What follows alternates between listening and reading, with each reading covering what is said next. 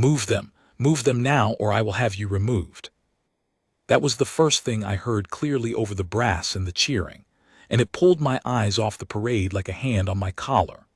I had been standing 2 rows back from the barrier on the long mile, where the road bends past the old fountain, with my daughter on my shoulders and 40,000 strangers packed in around me. And for an hour the morning had been nothing but trumpets and drums and the slow gold river of the Founding Day procession coming down the avenue.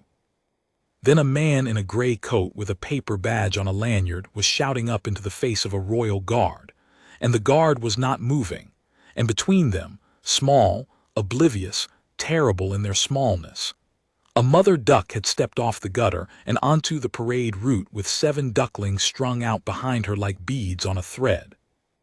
I will tell you everything I saw, because I was close enough to see it all, and because what happened in the next 11 minutes is the reason my daughter still asks me to tell her about the day the whole parade stopped for a duck. I am not a man given to crowds. I am a surveyor. I measure ground, and I do not exaggerate distances. So believe me when I tell you the distance between that mother duck and the front rank of the marching column was about 90 feet in closing, and that the band did not yet know, and that the man in the gray coat had decided the cheapest thing in the world to spend was the lives of 8 birds.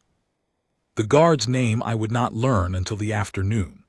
At that moment he was simply the wall the official was breaking himself against, tall in the red tunic, the black bearskin throwing a hard shadow down over his eyes, white gloves at his sides, the rifle at his shoulder, the chin strap a pale line across a face that did not so much as twitch.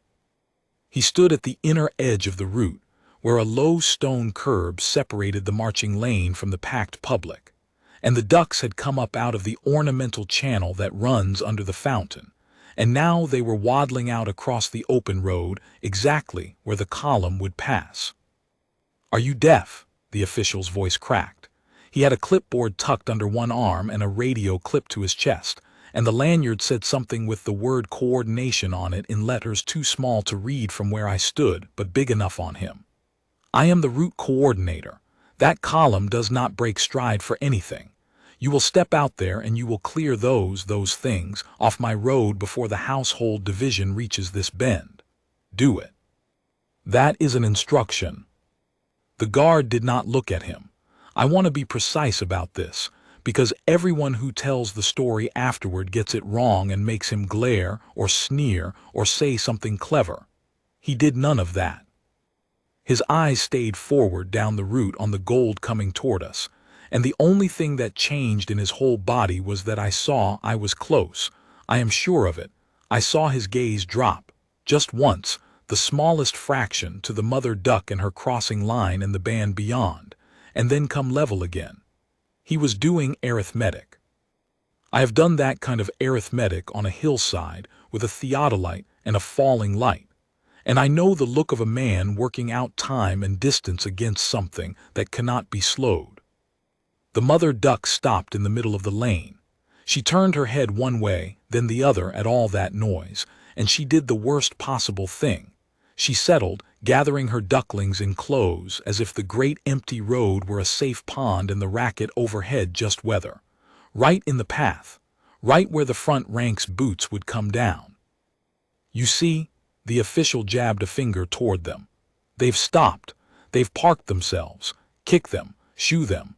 I do not care how. Sweep them into the gutter and let's have done. We are 40 seconds from the lead division, and I will not have this parade ruined by vermin and a statue in a fur hat who won't take an order." I felt my daughter's hands tighten in my hair. She was 6. She had spotted the ducklings before any of the grown-ups, the way children do, and she had gone very still and was watching not the parade but the small drama at the curb. And I felt the moment she understood the danger, because her whole body went rigid on my shoulders, and she said, in a small voice that did not carry past me, "Daddy, the babies are on the road." I did not know what to do. That is the shameful, ordinary truth at the center of this. I'm a grown man, and I stood there useless, hemmed in by the barrier and the crush, 40,000 of us watching 8 birds wander into the path of the most disciplined marching body in the kingdom, and the only person in a position to do anything was being ordered to do the cruelest thing, and he was not moving. And then he moved. He did not lunge. He did not break and run. He came down off his stillness the way a drawbridge comes down, all of a piece, deliberate, unhurried in a way that was somehow faster than hurry. He brought the rifle off his shoulder and across his body in one motion, took a single ringing step out from the curb into the lane, and raised his white-gloved hand flat toward the oncoming column, not toward the official, toward the band, toward the lead division, toward 30 rank and file and a drum major with a mace and 400 years of "The column does not stop," coming down the avenue at 116 paces to the minute. Halt! I have never heard one word do what that word did. It came from the chest, not the throat, and it carried God knows how against all that brass. It carried down the long mile like a struck bell, and I watched it land. I watched the drum major's head come up. I watched the mace check in the air. And I watched the front rank of the lead division, men who I am told are trained to march over almost anything in their path, take the order out of the air and bring their boots down together in a single crashing stop 40 feet short of the mother duck. The band ran on for 2 more bars. You cannot stop a brass band the way you stop a man. And then it ragged out into silence, a trombone sliding down into nothing, a last cymbal, and then the strangest quiet I have ever stood inside. 40,000 people who had been roaring did not understand yet why the Gold River had frozen. The cheering guttered and died in waves down the avenue as the stop propagated backward, division telling division, and into that spreading hush the only sound on the long mile was a small contented quacking from the middle of the empty road. The official made a noise I can only describe as a man stepping on a stair that isn't there. What have you done? He was almost screaming it now, and the radio on his chest had come alive with a tinny voice asking why the lead had halted at the fountain, asking it again, asking it sharper. You stopped the column. You stopped the founding day procession for ducks. Do you have any idea, do you have the faintest idea what you've done? There are dignitaries on the dais. There is a schedule time to the second. There is the household, there is the marshal, you have stopped the whole thing for vermin. The guard had not lowered his hand. He held the front rank with it, that flat white glove, the way you'd hold back water. And now, only now, with the column stopped and the road safe for as long as he chose to make it safe, he turned his head and looked at the official for the first time. They are crossing, he said. That was all. 2 words level with no more heat in them than if he'd reported the time. They are crossing. And then he looked back down the route and kept his hand up and kept the lead division standing. And the whole vast machinery of the parade waited on the unhurried progress of a duck and her children across 40 feet of open road. I want to stop here and tell you what those 2 words did, because it is the thing I have thought about most in the years since. The official had built his whole authority on a single unspoken assumption, that nothing on the route mattered except the route, that the schedule was the thing, the column was the thing, the dignitaries and the timing and his own clipboard were the things, and that everything else, a bird, a child, a man who wouldn't take his order, was an obstacle to be cleared off the road of more important matters. He genuinely could not see the ducks. He saw vermin. He saw a delay. The guard, with 2 words, had told him there was something on his road he had failed to count, and that it would be counted now whether he liked it or not. The ducks were not hurrying. That is the part that broke my heart a little and made the crowd, when it finally understood, love them so much. The mother had no idea she had stopped a kingdom. She had gathered herself up from her rest and was leading her 7 across at her own pace, pausing, fussing, turning back for a straggler. And the straggler, the smallest, a scrap of gray fluff that kept losing the line, had toddled the wrong way entirely and was now making a doomed little run toward the gutter on the public side, peeping. And the mother was caught between going on with the 6 and going back for the 1. You're costing the crown a fortune in every second of this. the official hissed, and he made the mistake that I think sealed everything that came after. He decided to do the job himself. He shoved his clipboard at a bewildered marshal's assistant, pushed past the guard's raised arm, and went out into the lane toward the ducks with his arms spread wide, herding the way you chew pigeons off a step. Go on, get off the road, go on, shoo. The mother duck panicked, of course she did. A shouting gray-coated giant came at her flapping his arms, and she did what any mother does. She abandoned the careful crossing and bolted, and her 7 scattered. And for one horrible second there were ducklings going in 7 directions across the open road, and the smallest one was now genuinely heading for the gap under the barrier where the crowd's feet were, where it would be lost or crushed. And the official was lunging after the mother and missing and lunging again. And the lovely, orderly emergency the guard had built was coming apart into chaos. And the guard came off his post. I had heard, the way everyone has heard, that these men do not leave their posts. That it is the iron rule, the thing that makes them what they are, that a guard will stand his ground while the world catches fire around him. So I knew, even in the middle of it, that I was watching something rare. He did not abandon the column. He had stopped it. It was held. The road was his. But he stepped fully out of the line, into the lane, and he did it the way I had seen him do everything, without panic, in that deliberate parade tread that somehow ate the distance. And he moved to put his body between the scattering ducklings and the worst of the danger. Stand still, he said to the official, and this time there was something under the level voice, a flat, hard floor of command that stopped the gray-coated man dead with his arms still spread. You are frightening them. Stand exactly where you are and do not move. The official stood still. I think he was as surprised by it as I was. There is a kind of authority that has nothing to do with a lanyard, and he met it for the first time in his life out there on the empty road, and his body obeyed it before his pride could object. The guard knelt. He went down on one knee in the middle of the parade route in the red tunic, the bearskin tipping forward, the rifle laid carefully across his other knee, and he became, I swear it, small. He made himself small and low and slow, and he put out one white glove flat to the cobbles, and he began, very gently, to herd. Not the way the official had. The opposite of that. He used his big still hand as a wall on one side and his low quiet body as a wall on the other, and he gave the frightened mother a single channel of safe road to follow, and he waited. Come on then, he said, and it was the first soft thing I'd heard out of him, pitched low under the dais and the radios and the 40,000 held breaths. Come on, off you go, I've got the road, nothing's going to come down it, off you go now, the lot of you. The mother duck stopped flapping. She found the channel his hand had made. And one by one, her 7 came back to her, even the smallest, even the wrong-way straggler, which the guard cut off from the gutter with a slow sweep of his glove and turned, peeping in outrage, back toward its mother's tail.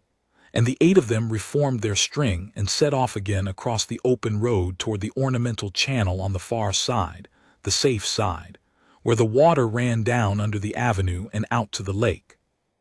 I have watched a lot of men do a lot of work in my life, and I know the difference between a man performing patience and a man who simply has it. The official, herding, had been performing, flapping his arms, hurrying, making the thing about himself and his schedule and how put upon he was. The guard, kneeling, was the other kind. There was no impatience in him at all. He did not glance at the dais. He did not glance at the held column behind him or count, the way I was counting, the seconds bleeding off the schedule. He gave the ducks the entire length of his attention, the whole of it, as if for those minutes there were nothing in the kingdom more important than getting 8 birds across a road, which, and this is the thing I did not understand until much later, was precisely correct, because for those minutes there wasn't. A man near me, an old fellow with a regimental tie, said it under his breath, half to himself. He's not in a hurry because he's already decided. That's all that is. He decided when he stopped the column, and once a man like that has decided, there's no hurry left in him. I have thought about that often. The guard's calm was not softness and it was not slowness. It was the deep stillness of a decision already made and fully owned, with nothing left to argue about, not with the official, not with the schedule, not with himself. He had counted the cost when he raised his hand and shouted halt, and having paid it in full in that first instant, he had no more payments to make. The rest was just doing the thing properly.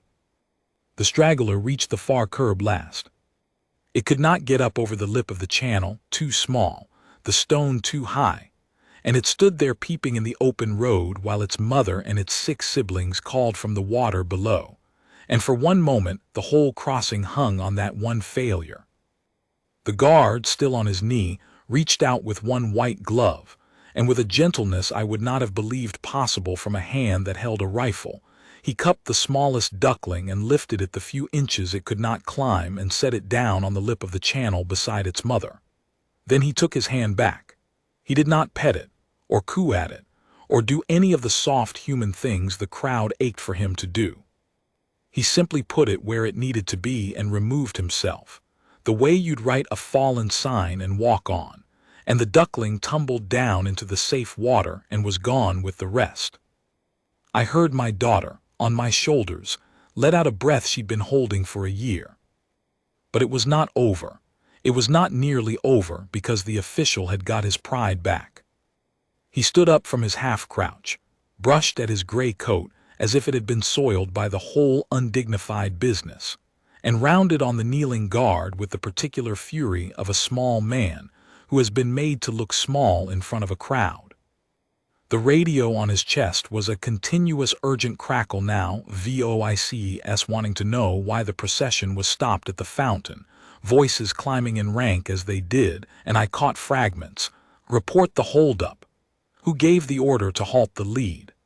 Get me the route coordinator. That's me, the official snapped into his radio, turning away from the guard, and his voice when he spoke into it changed entirely, smooth now, aggrieved, the voice of a man laying down the first paving stones of a story he means to tell upward. Coordination, yes, we have a serious breach. A guardsman has unilaterally halted the entire lead division. No authorization, no warning. Stopped the founding day procession dead on the long mile. I am dealing with it. I will need his number and I will need him relieved, because frankly this is the most, no, listen, this is the most flagrant act of insubordination I have seen in 11 years on the route, and I want it on record that I ordered him to clear the obstruction and he refused. Twice. He refused a lawful instruction from the route coordinator. Twice. He said it loud enough for us to hear. He meant us to hear it. He was building the version where he was the one who'd tried to save the schedule, and the guard was the lunatic who'd thrown it away for vermin. And I felt the crowd around me stir uneasily, because a crowd is a fickle thing and half of them had not seen the ducklings clearly and a man with a radio and a lanyard sounds, for a moment, like a man who knows what he's talking about. The guard rose from his knee. He did it slowly. The ducks were nearly across now. The string of them was at the far curb, the mother shepherding them up over the lip and down into the channel, and you could see the precise instant the last little gray straggler vanished into the safe water because a kind of collective sigh went down the avenue. But the guard did not watch them go. He had picked up his rifle, and he had come back to attention, and he was standing in the middle of the parade route with the column halted behind him and the whole machinery of the day frozen on his account. And he was not, I saw, going to defend himself. He simply waited. That was his answer to the radio and the lanyard and the story being built against him. He had done the thing he judged right, and now he would stand still and let the truth of it be looked at, and if the truth went against him, he would take that standing up too. I have thought since that this is the bravest thing I have ever watched a man do, braver than the halt, braver than the kneeling, to do the right thing, and then not say one word in your own defense, while a louder man tells everyone you were wrong. You won't even speak for yourself, the official said, almost wonderingly, almost delighted because the silence was a gift to his version. Good, stand there, stand exactly there. They're sending someone and you can explain to them, if you can explain at all, why you decided that a clutch of river rats was worth more than a 400-year tradition, and a schedule the whole capital is timed to. He keyed the radio again. Coordination, where's my relief party? I want this man off the route before the dignitaries on the dais start asking questions I can't. Yes, the fountain bend. Hurry. It was at this point that I noticed the woman. She had come up to the inner barrier on the far side of the route, the dais side, while everything else was happening, and she was not dressed like the crowd. She wore a plain dark coat, well cut, and a single ribbon of office at her shoulder that I did not recognize, but that the marshal's assistant clearly did, because he had gone white and straightened up like a struck tent peg the moment she appeared at his elbow. She was perhaps 60, gray-haired, with a still face and very steady eyes, and she had been watching. I would learn later she had been watching the whole thing from the dais and had come down herself, on foot, which apparently was not a thing that happened, and she was watching the guard now with an expression I could not read. The marshal's assistant said something to the official. The official did not hear him. He was still on his radio. The assistant said it again, more urgently, and tugged at his sleeve and pointed, and the official finally turned and saw the woman at the barrier, and his whole performance stuttered. "Who?" he began. "You may stand the column easy where it is," the woman said. She did not raise her voice. She did not need to. The avenue was so quiet now you could hear the fountain. "And you may stop talking into that radio. I can hear it from here, and it is telling lies." A marshal in full dress came down the dais steps behind her at a near run, a baton under his arm and an aide behind him, and a second officer behind the aide. And I understood that whatever this woman was, she was the front edge of something large that was now moving down off the dais and toward the fountain bend. The officials' relief party, 2 beefy stewards in gray, arrived from the other direction at the same moment, looking for a guardsman to remove, and ran straight into the back of a tide they did not understand and stopped, confused, in the road. "Ma'am," the official said, and recalibrated at the speed of pure self-preservation. "Ma'am, I'm so glad you're here. We've had a serious breach of route discipline. This guardsman halted the lead division without—" "I watched it," the woman said. 2 words again. It was a day for 2-word sentences that landed like dropped anvils, and that one landed hardest of all, because the official heard in it the collapse of his entire story. "I watched it." Not "I'm told," not "report to me," not "explain yourself." She had seen it with her own eyes from the dais, and there was nothing he could build over the top of a witness who outranked him by a distance no clipboard could measure. She walked out into the lane. The marshal moved to come with her, and she put up one hand without looking, and he stopped. She crossed the open road, the same road the ducks had crossed, the same road the column was halted upon, and 40,000 people watched this still gray woman walk out to the guard in the middle of it all, and she stopped a few feet from him and looked up into the shadow under the bearskin. "What is your name, guardsman?" "Corporal Wren Holloway, ma'am." His eyes stayed forward. His voice was the same level thing it had been all along. He did not soften it for her, and he did not harden it. She simply got the truth, the way the official had got it, the way the ducks had got it. "Corporal Holloway," she said it as if filing it somewhere permanent. "You halted the lead division of the Founding Day procession." "I did, ma'am." "On your own authority, against the instruction of the route coordinator." "I did, ma'am." "Tell me why."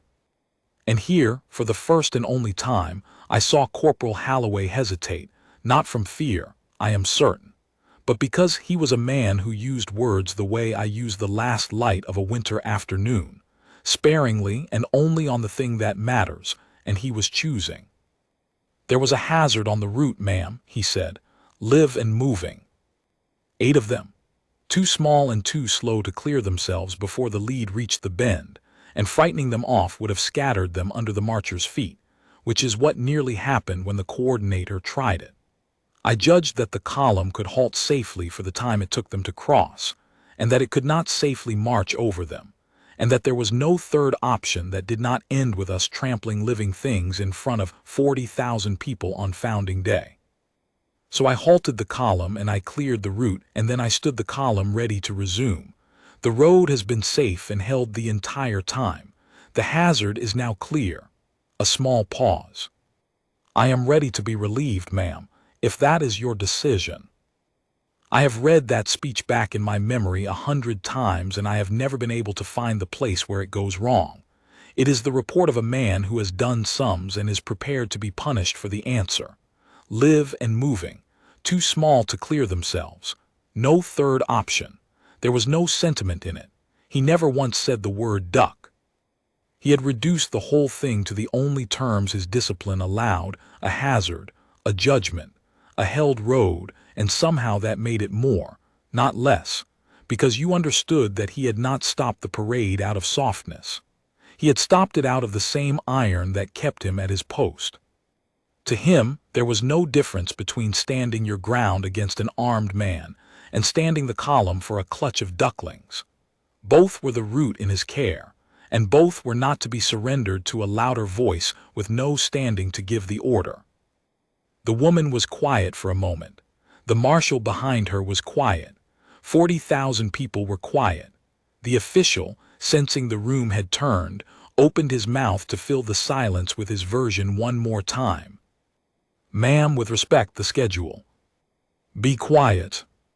She did not even turn around to say it. She said it to the guard or to the air with her back to the official, and it was the deadest, flattest "be quiet" I have ever heard, and it shut him like a book. "Corporal Holloway," she said, "do you know who I am?" "No, ma'am." "No, you wouldn't. You've been looking down the route this whole time, exactly as you should." Something moved at the corner of her still mouth that on a less disciplined face would have been the beginning of a smile. "I am the mistress of the household. I keep the king's house, and the king's word in this place is, in the small things, my word. The schedule you are accused of ruining is, as it happens, my schedule. I made it. And I am telling you, and I am telling the route coordinator, and I am telling the 40,000 people who are listening so hard you could hear a pin drop on the long mile, that you did not ruin it." She turned now, at last, and she swept the official into the same flat gaze. "You served it." The radio on the official's chest crackled. She reached out, she did not ask, and unclipped it from his coat and held it to her own mouth. "This is the mistress of the household. The lead division halted on a lawful safety judgment by the post sentry at the Fountain Bend, correctly made, fully supported. There is no breach. There is no insubordination. Strike both words from the log. The column resumes on my signal and not before, and the route coordinator at the fountain is relieved of the route, effective now, pending a conversation with me that he will not enjoy. Acknowledge." A stunned voice acknowledged. She handed the radio not back to the official, but to the marshal, who took it as if it were evidence.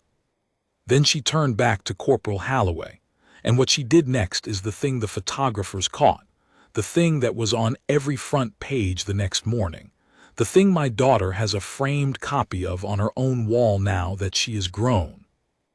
The mistress of the household, who keeps the king's house, came to attention in front of a corporal in the middle of the road, and she inclined her head to him. Not a nod. A bow. Small, precise, deliberate, the bow you give a thing you respect, and she held it a half-second longer than courtesy required, so that no one watching could mistake it for anything but what it was. "Thank you, Corporal," she said, "for keeping my route." I felt the crowd break. It did not roar, not yet. It made a sound I had never heard a crowd make, a kind of low swelling murmur that ran down the avenue and built, person to person, as the 40,000 who had been straining to follow it finally understood the whole shape of what they had watched. The ducks, the order to clear them, the refusal, the halt, the kneeling, the small man's lie, and now the household itself coming down off the dais on foot to bow to the guard who'd stood for 8 birds against the lot of them. And when they understood it, they did not cheer the parade, they cheered him. It started near me and it went both ways at once. A wall of sound rolling up and down the long mile, and people were on the barriers. And the noise was enormous and it had a word in it after a moment, a chant, picked up and passed along, not his name. They didn't know his name yet, but the thing my daughter had been calling out in her small, unheard voice for 10 minutes, which somehow the whole avenue was now shouting back at the held column. The ducks, the ducks, the ducks. I laughed and I had tears on my face at the same time, and I was not the only one. Through all of it, Corporal Halloway did not move. He had received the bow of the mistress of the household standing at attention, eyes forward, and he received the roar of 40,000 the same way, as if it were weather, as if it had nothing to do with him. I understood by then that this was not coldness. It was the same thing the whole story had been about from the first word. He did not stand still for praise any more than he had moved for the official's threats. He stood still because standing still was the work, and the work was not finished, because the column was halted and the road was his, and a parade was waiting on his commander's word to go. The mistress of the household saw it too. She looked at him a moment longer, and then she did the last thing, the thing that turned the whole day from a story about a stubborn guard into a story about what a kingdom is for. She did not order the column to resume. She turned to him and said, "Corporal Halloway, the route is yours. Resume the procession when you judge it clear and safe to do so, and not before." She gave him back the road. She, the keeper of the king's house, with the whole apparatus of the dais and the marshal and the schedule behind her, looked at the man, whom a minute ago a clipboard had tried to have dragged off the route, and she put the timing of the entire founding day procession into his white-gloved hands and stepped back to let him do his job. Corporal Halloway turned and looked down the route. He looked at the far curb where the last of the ducklings had gone down into the channel. He looked at the empty lane, clear now, safe now. Then he raised the rifle, brought it across his body, and lifted that flat white glove once more toward the held column, and this time he turned the gesture over, palm up, and swept it forward down the avenue. "Advance." The drum major's mace came up.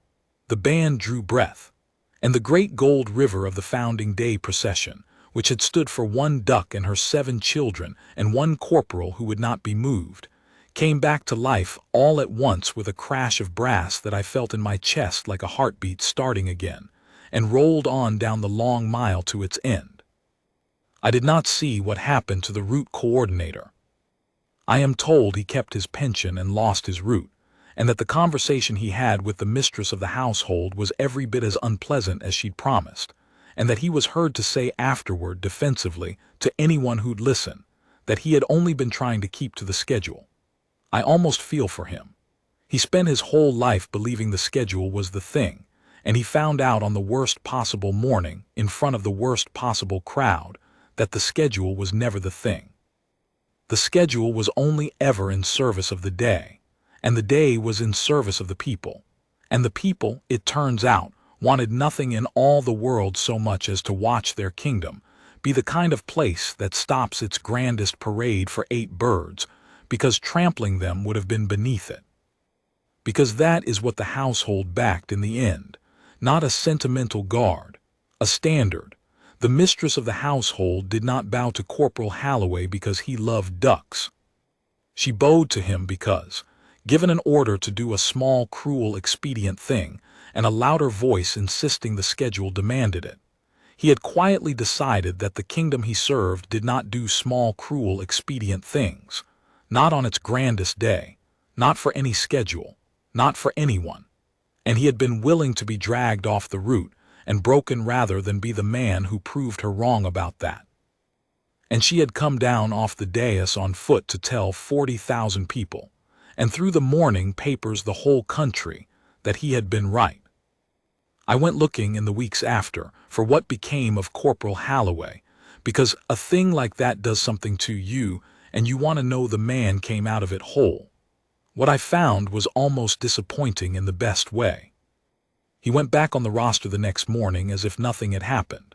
He stood his next duty and the one after that, and when a newspaper sent someone to the gate to ask him how it had felt to defy the route coordinator and have the household bow to him in the road, he is reported to have said only, "I had a hazard on the route and I cleared it, and I'd ask you to step back from the line, sir.